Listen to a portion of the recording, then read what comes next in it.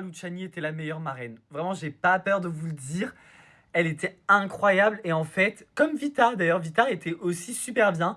Genre, je sais quand les deux ont été annoncés au début, les gens ils étaient un peu deg, mais ils ont été tellement investis. Genre, vraiment, quand je vois les parrains marraines là, de cette année, ok, c'est des artistes internationaux.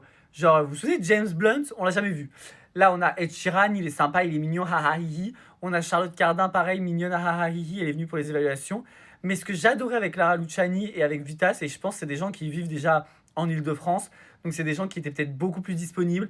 Ils venaient tout le temps, ils avaient vraiment des bons conseils. Ils avaient aucun jugement sur les candidats. Genre, ok, ils voyaient ce qui se passait à l'extérieur, mais je trouvais qu'ils les accompagnaient bien, autant dans le personnel que dans le professionnel. Et genre, ce soir, quand j'ai vu Clara Luciani, j'étais vraiment en mode purée, elle me manque. Genre, elle a eu la promo de l'année dernière, et ben j'aurais aimé que ça continue encore cette année. Donc franchement, pour les années à venir, je sais que ça fait plus classe d'avoir des artistes internationaux, mais qui aimeriez-vous avoir comme parrain qui pourrait être hyper disponible en artiste? Vous voyez, il y a des artistes un peu moins cotés.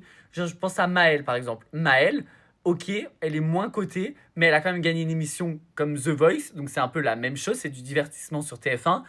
Elle a quand même fait sa carrière derrière, c'est pas une carrière explosive, mais en fait, quand t'es artiste, ton seul objectif, c'est de remplir tes salles et de faire chanter les gens, et c'est totalement ce qu'elle fait. Et je pense que justement, elle pourrait grave avoir ce recul de, ben, j'ai une vie d'artiste, je suis pas Beyoncé, mais voilà tout ce que j'ai fait pour en arriver là. Dites-moi ce que vous en pensez, j'ai hâte de vous lire. Bisous!